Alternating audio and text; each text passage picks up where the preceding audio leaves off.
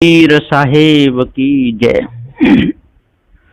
विश्व वंदनीय संत सम्राट बंदी छोर सदगुरु श्री कबीर साहब जी, मेरे हृदय मंदिर के आराध्य परम पूज्य गुरुदेव जी, पूजा की योग्य सभी संत समाज, मैं चरण कमलों में सिर झुका के तेरे बार बंदी करता हूँ। बोलिए श्री सदगुरुदेव की जय। बंदी छोर सदगुरु श्री कबीर साहब जी ने जो सत्य न्याय का उपदेश दिया था भव बंधनों से छूटने का, साहब ने बिल्कुल भी कोई कसर नहीं छोड़ी समझाने में। सदगुरुदेव ने जड़ चेतन का पूरा भेद बता दिया और उसी आधार को लेते हुए सदगुरु श्री राम रहस्य साहब जी ने ये पंच ग्रंथि लिखी। पंच ग्रंथि में ये पंचकोश हैं। पंचकोश में अन्नमय, प्राणमय और मनोमय कोश ये चल रहा है। तो ये मनोमय कोश में और क्रम नंबर 10 तक यहां पर पूरा हो चुका है। अब आगे चलता है। अर्ध अंगुष्ठ देह को भास, ब्रह्म कहे कुंडलिया जास।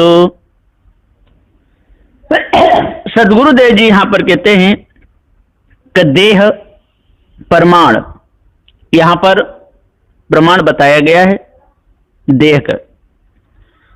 तो एक हाथ और 2 अंगुष्ठ और 3 अर्ध अंगुष्ठ है और ब्रह्म, तारक ब्रह्म, दंडक ब्रह्म और कुंडलीय। इसी में ये सब के सब और मानते रहे, त्रुटि में देखते रहे। वहां पर तारक, दंडक और कुंडलीय यही लगाते रहे, अपने आप को भूले रहे, सत्य निर्णय को नहीं जान पाए बेचारे। सदगुरुदेव जी कहते हैं अंगुष्ठ, अर्ध अंगुष्ठ इसी में भूले रहे। 3 साढ़े 3 हाथ, 3.5 हाथ की ये देह, इसी में अपने लक्ष्य को लगाए रहे और उसमें देखते रहे ऊपर। अंगुष्ठ, अर्ध अंगुष्ठ, तारक ब्रह्म, दंडक ब्रह्म, कुंडलीय ब्रह्म, इसी में पूरा लक्ष्य रहा। साहब जी कहते हैं कि जब तक पारक ज्ञान नहीं होता है तब तक पूरा समय बेकार चला जाता है, पूरा समय धोखे में जाता है। मनोमय कोश में कारण देह का माप प्रमाण में अर्थ अंगुष्ठ आकार का माने। सो कैसे कि उसमें योगी लोग योग साधना से श्वास वायु को नाभि व मस्तक में लय किए, तब हृदय में तेज तत्व का प्रकाश आधा अंगुष्ठा सरीखा भास देखने में आया। उसी को अर्ध अंगुष्ठा कर ईश्वर में माने हैं। यही अनुभव लेकर कारण देह का प्रमाण कल्पना से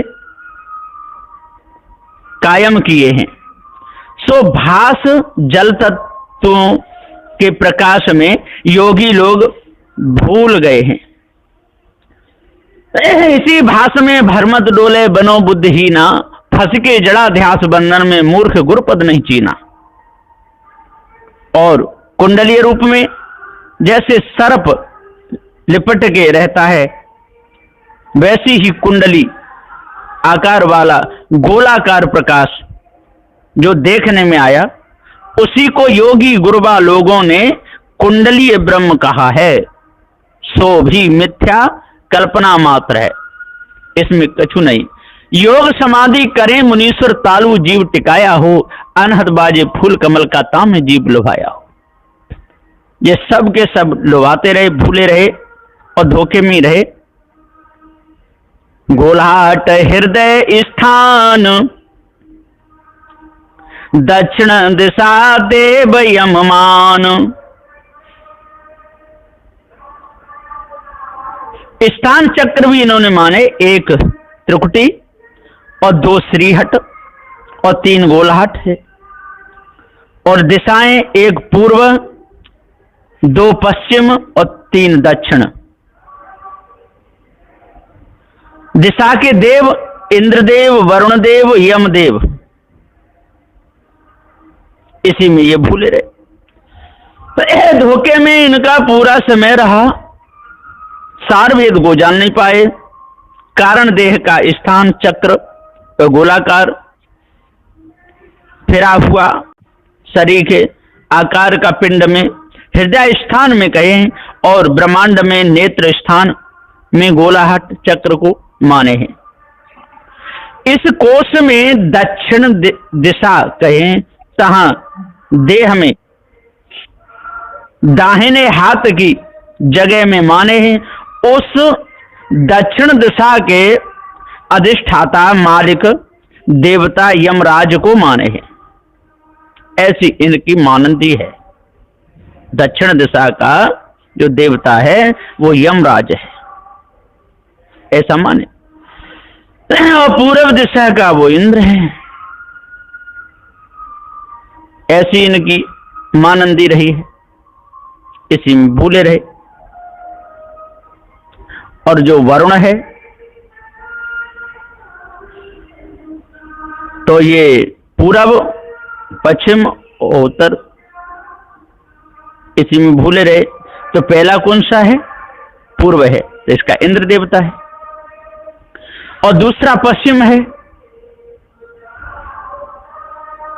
इसमें भूले, तो इसका वरुण है।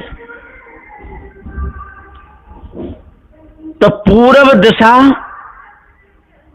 इसी में भूल करके दक्षिण दिशा देव यम मान। जो दक्षिण का जो देवता है वो यम है ना, कहने में उधर उधर कभी कभी होता है। तो सदगुरुदेव जी यहां पुकार के समझाते हुए कहते हैं कि जब तक हम अपने आप को नहीं जानेंगे तब तक इसी भाषा में भ्रमते रहेंगे। पूर्व का देवता मान करके और पश्चिम का देवता मान करके, दक्षिण का देवता मान करके, इंद्र वरुण यम यही इनके देवता हैं। इसी धोखे में पूरा समय चला जाता है। सदगुरुदेव जी कहते हैं कि एक शरीर में एक ही देवता चेतन जीव है, ये अजर अमर अखंड नित्य स्वरूप है, कभी मरता नहीं है। इस भेद को जानना चाहिए। मध्य शून्यो प्रलय क्रिया लाल वर्ण मात्रा कल्पत्या।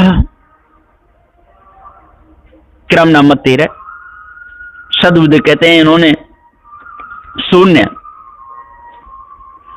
एक अर्ध शून्य, 2 ऊर्ध्व शून्य और मध्य में, और कर्म, 1 सृजन, 2 पालन और 3 प्रलय,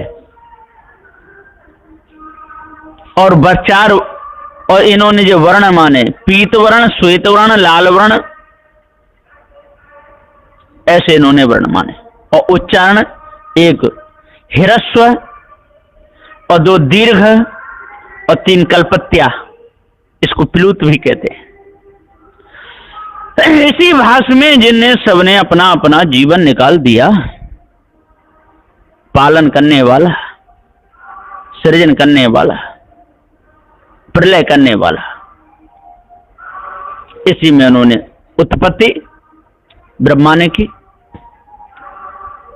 पालन विष्णु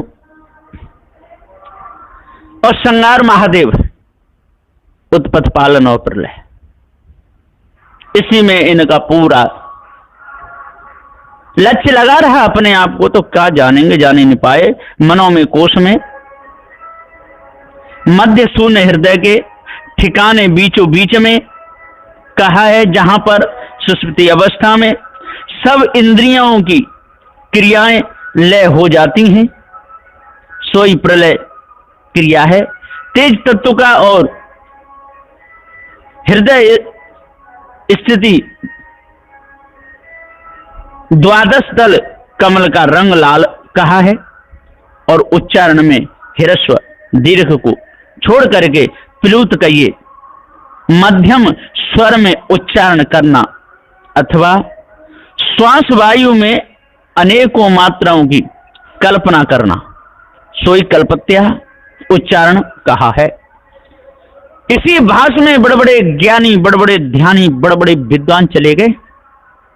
सदगुरुदेव जी पुकार के समझाते हुए कहते हैं कि जब तक हम अपने आप को नहीं जानेंगे तब तक धोखे में ही हमारा पूरा समय रहेगा, जान कुछ भी नहीं पाएंगे। तेज तत्व वेद अथर्वण धाम, उपदिशा अग्नेय अग्नि देव नाम। क्रम नंबर 14 है। सदगुरुदेव कहते हैं कि तत्व, पहला तत्व है पृथ्वी, दूसरा है जल और तीसरा है तेज। और वेद, पहला है सामवेद, दूसरा यजुर्वेद, तीसरा अथर्वण वेद। उपदिशा ईशान्य, एक नैऋत्य, 2 आग्नेय, 3। सदगुरुदेव दिग देवता शिव, नैऋत्य, अग्नि ऐसे माने। तो सदगुरुदेव जी पुकार के समझाते हुए कहते हैं, अरे भैया, इस गोबर को धोने में आपको क्या मिलेगा? ये गोबर है। जिस प्रकार से टट्टी को फेंकते हैं और मुख में यदि जुकाम हो जाता है, खकार आती है, निकल के फेंक देते हैं, ऐसे ऐसा ज्ञान है ये। इसमें आपको कुछ भी नहीं मिलेगा, धोखा ही धोखा है। सत्य इसमें कुछ भी नहीं है। इसमें का प्रधान तत्व अग्नि तत्व है और तीसरा वेद अथर्वण वेद को माने हैं, और 5 तत्व के प्रकाश को ही ब्रह्म बताना उसका मुख्य सिद्धांत है। और उपदिशा का नाम आग्नेय है। सो पूर्व और दक्षिण के बीच के कोना को माने हैं। उस दिशा के मालिक देवता का नाम भी अग्नि है, ऐसा वर्णन किया है। अब कहीं का अग्नि देवता मान लिया, कहीं का वरुण देवता मान लिया, कहीं का इंद्र देवता मान लिया, कहीं का ब्रह्मा देवता मान लिया। ऐसे मान करके जिस सारे के सारे धोखे में फंसे रहे। सदगुरुदेव जी कहते हैं, आज भैया इस भेद को जान लो, इस धोखे को अपने अंदर से निकाल लो। यदि नहीं निकालोगे तो गधे की तरह आप ही लधे रहोगे, है ना। जिस प्रकार से उल्लू को दिन में नहीं दिखता है, रात में दिखता है, इसी प्रकार से सदगुरुदेव जी कहते हैं, जो उल्लू लोग हैं अभी दिन में, जवानी में तो नहीं दिखेगा। जब बुढ़ापा आएगा, इंद्रियां जब काम नहीं करेगी, इनके माने हुए ये देवता कोई काम नहीं आएंगे, तब बेचारे इधर उधर भटकेंगे। तो बाजा शंख वायु है प्राण, महदाकाश मार्ग कपिजान। क्रम नंबर 15। यहां पर बाजे भी बताए हैं, एक तंती, दूसरा झांझ, तीसरा शंख है। और पिंड की वायु अपान वायु, उदान वायु, प्राण वायु, और आकाश घटाकाश, मठाकाश, महदाकाश, और मार्ग पपील, बेहंगम,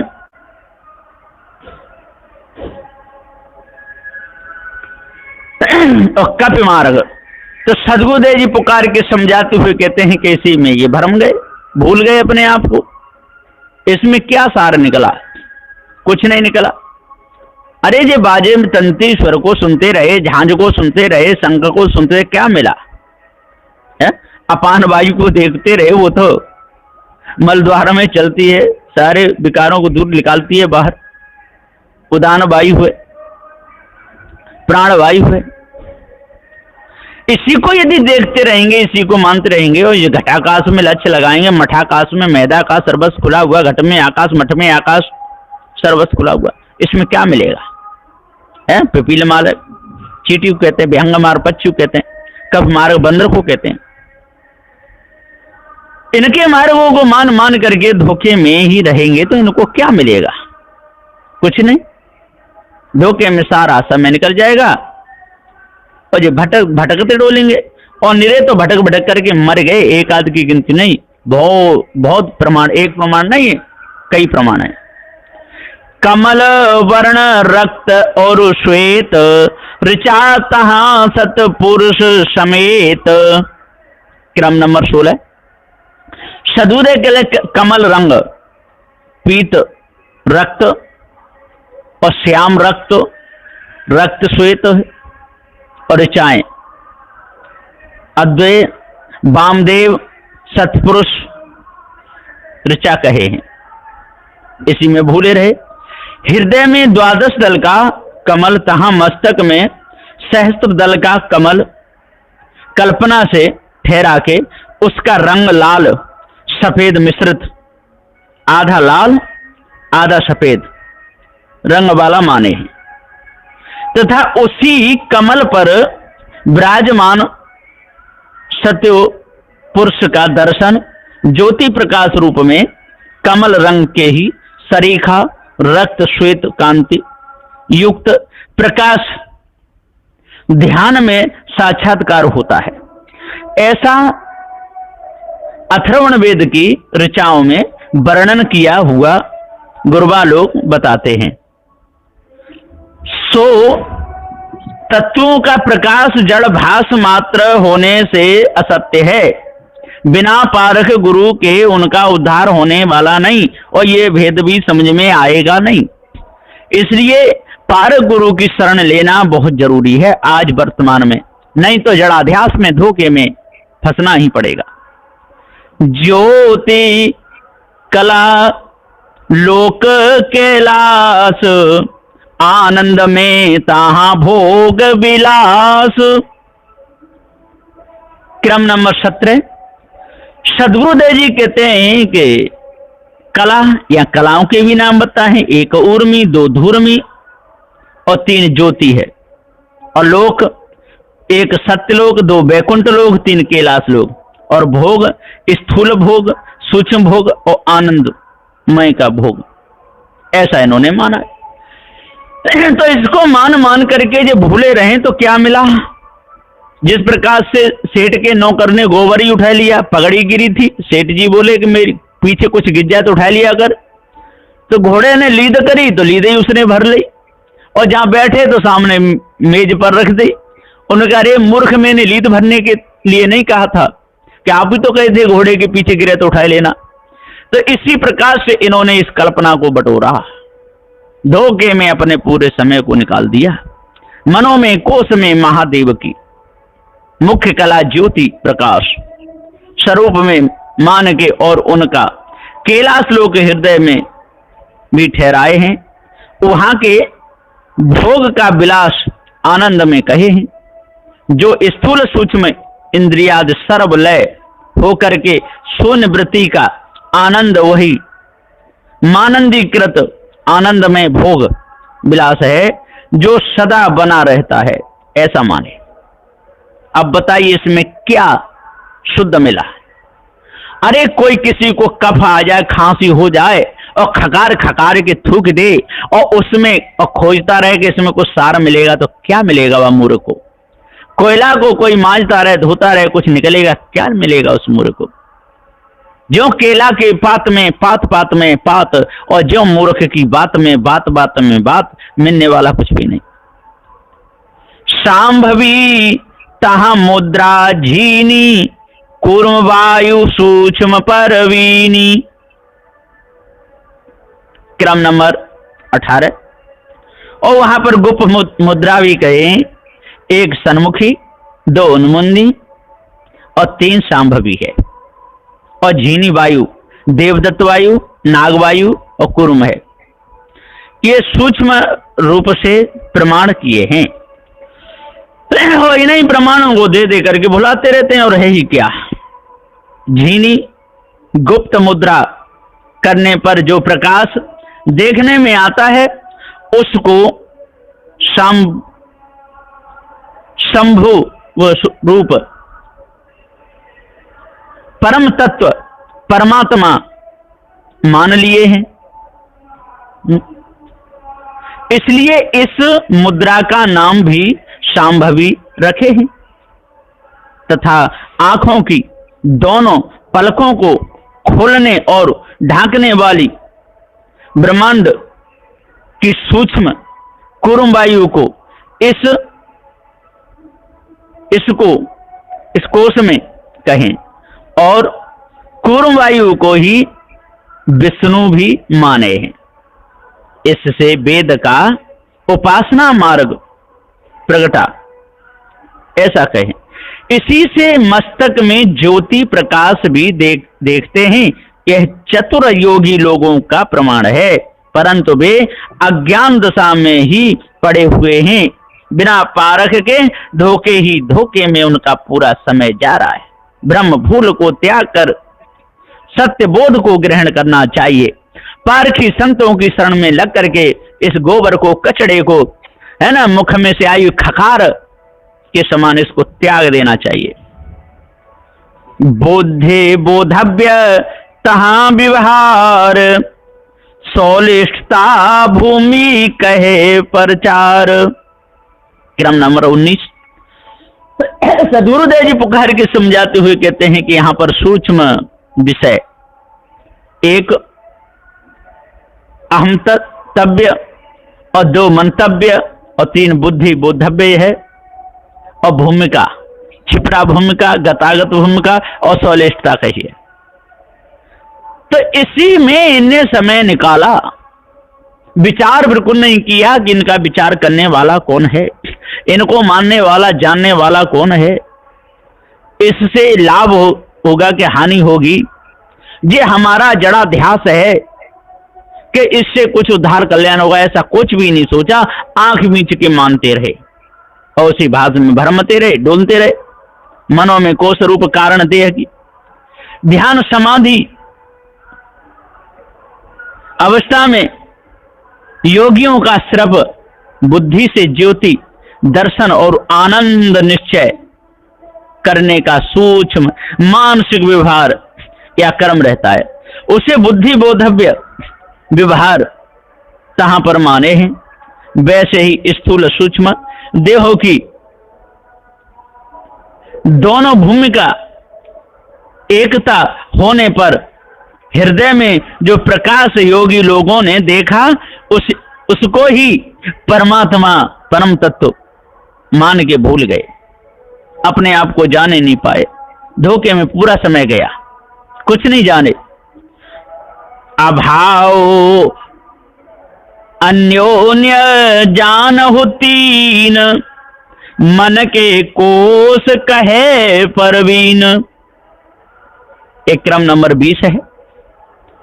सदगुरुदेव जी पुकार के समझाते हो कि अभावीन्यमय, प्रध्वंसा भाव, प्राज्ञ भाव, अन्योन्य भाव, ये तीनों भाग सहित प्रवीण लोग मनों में कोश का वर्णन किए हैं। धोखे में ही अपने पूरे समय को निकालते रहे हैं। सत्य सार तो इनको जाना नहीं। ईश्वर से जगत भिन्न है तथा जगत माया से ईश्वर भी भिन्न, सदैव न्यारा ही रहता है। ऐसा समझ के जगत माया तीन कोशों का अभाव और अपना अभाव बनाए रखना, उसको अन्योन्य अभाव कहा है। इन तीन कोशों का प्रपंच और मनोमय कोश का विस्तार से नाना भांति से पंडित, चतुर, योगी, ज्ञानी, गुरुबा लोग बहुविध से वर्णन करके कहे हैं। उसी में अपने अरुझ के दूसरे अबोध मनुष्यों को भी अरुझाते हैं, धोखे में डालते रहते हैं। मुंहछू नरजीवों को यथार्थ बोध नहीं होने देते, परखाते नहीं। जब पारखी संत मिलेंगे तभी ये भेद समझ में आएगा, बिना पारखी गुरु के ये भेद समझ में नहीं आएगा। इसलिए इन मायावी गुरुबा लोगों की इस झूठी कल्पना को अपने अंदर से दूर करना चाहिए। मनोमय कोश कारण देह याके, चारो अंतःकरणम, तहां सूक्ष्म तत्व प्रकृति संयुक्त, एकते बहु विधि भयम। सदगुरुदेव जी पुखारे कहते हैं कि मनोमय कोश कारण देह याके, चारु अंतःकरणम, श्री राम रहे साहेब इस छंद में मनो में कोश का सारांश दिखाते हैं। मन मानंदी रूप मनो में नाम के मन कल्पना के विस्तार वाले इस कोश के आवरण पर्दा के ढक्कन में सब अध्यासी जीव पड़े हैं। इस मनोमय कोश के घेरा का विस्तार कारण देह स्थूल सूक्ष्म का कारण बीज हृदय स्थान में रहता है। सो देह वहां तक है। अंतःकरण चतुष्ट का ये चित्त बुद्धि मन अहंकार ये चारों की सूक्ष्म पूंजी भिन्न भिन्न वृत्तियां अयम यहाँ अंतःकरण रूप भूमि में देह के कारण पुर्जा की नाई बनी रहती है। वहां कारण देह की भूमिका से ही फिर सूक्ष्म देह के व्यवहार और पंच तत्व के सूक्ष्म भाग और स्थूल भाग के रूप से निकलते हैं। सदगुरुदेव जी पुकार के समझाते हुए कहते हैं कि ये सारी कल्पना है। फिर एक ये तत्व की पांच प्रकृति के हिसाब से 25 प्रकृतियां सूक्ष्म देह की तथा स्थूल देह की 25 प्रकृतियां सब 50 प्रकृतियां हुई और 10 इंद्रियां 10 वायु आदि सहित सब एक में मिलकर के संयुक्त हुए। फिर उनसे नाना कर्म होने लगे। ऐसा एक कारण देह अध्यास रूप बीज से या कल्पित एक कारण रूप ब्रह्म से बीज से वृक्षवत एक से अनेक जगत कार्य का बहुत प्रकार से विस्तार हुआ, अथवा देह वासना से अनेक तरह के देहधारी जीव उत्पन्न हुए। फिर कल्पना से भय में पड़ के वे व्याकुल हुए हैं या हो रहे हैं। ऐसी इन लोगों की कल्पना मिथ्या धोखा है, और जब तक इस कल्पना को अपने अंदर से नहीं निकालेंगे, धोखे को नहीं निकालेंगे, तब तक भूल में ही जीवन जाएगा। गण यच्छ योन निवास कीनो 84 कारण अयम संधिक दशा आशा सुझाई मनो में वर्णन अयम। क्रम नंबर 21। सदगुरुदेव जी पुकार के समझाते हुए कहते हैं कि इन सब ने धोखे में ही वासा किया। सदगुरुदेव कहते हैं कि प्रथम अज्ञानी मनुष्य कल्पना करके कोई भूत गण, देव गण, सिद्ध गण, दानव गण आदि मानते हैं। कोई यक्ष, राक्षस, गंधर्व, किन्नर मान करके भूले रहते हैं। अपने आप को जान ही नहीं पाए। धोखे में इनका पूरा समय चला जाता है। ये सब के सब भाड़े के टट्टू बने रहे।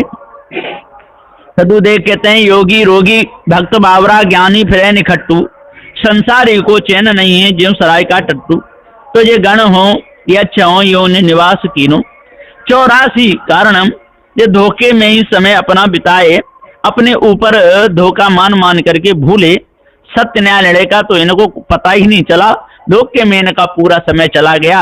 सदगुरुदेव जी पुकार के समझाते हुए और आगे कह रहे हैं कि इन अनंग संयुक्त मनो में कारण देह यह बंधन त्रिगुण युक्त ब्रह्मनिष्ठा में जीव बधे।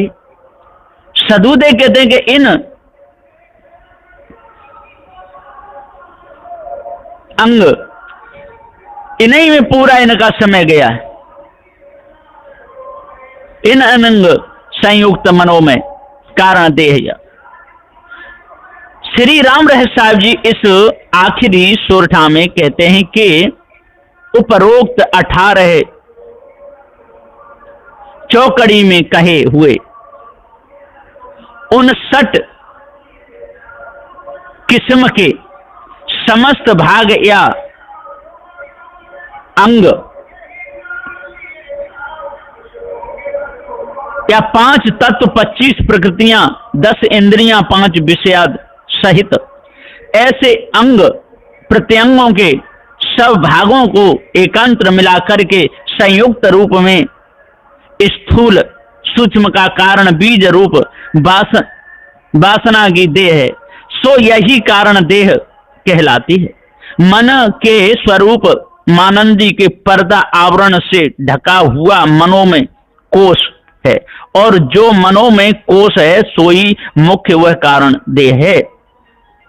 रज सत और तम, कर्म उपासना योग, जागृत स्वप्न सुषुप्ति और काम क्रोध मोह, इन त्रिगुण माया के जालों में पड़ के उसी के कर्म अध्यास संयुक्त हो करके समस्त नर जीव या मनुष्य वर्ग महाबंधनों में जकड़ के पड़े हुए हैं, धोखे में अपने पूरे समय को निकाल रहे हैं, उनको कुछ भी नहीं मिल रहा है। सदबुदेव जी पुकार के कहते हैं कि जब तक अपने आप को नहीं जानेंगे, धोखे को अपने अंदर से नहीं निकालेंगे और इस गोबर कचड़े को ही ढोते रहेंगे, अपने ऊपर किसी ईश्वर परमात्मा को मानते रहेंगे, चारों वर्ण को मान मान करके गधा जैसे इधर उधर लदते रहेंगे, काशी मथुरा हरिद्वार नंदगांव घूम घूम करके पत्थरों की मूर्ति को पूजते रहेंगे और मन में छल कपट राग द्वेष बनाए रहेंगे, तब तक इनको कुछ भी मिलने वाला नहीं है, पूरा समय धोखे में ही जाएगा। इति श्री मूल पंच ग्रंथि के पंचकोश अंतर्गत तृतीय मनोमय कोश का शब्दार्थ भावार्थ सत्य निर्णय यथार्थ पारख रहस्य बोधनी सरल टीका सहित समाप्त। अब यहाँ पर जो मनोमय कोश है यहाँ पर ये पूरा हुआ। अब आगे जो ज्ञानमय कोश है वो चलेगा। अब मैं अपनी वाणी को यहीं पर विराम देता हूं। जे मनोमय कोश का क्रम नंबर 22 है। बोलिए श्री सद्गुरुदेव की जय।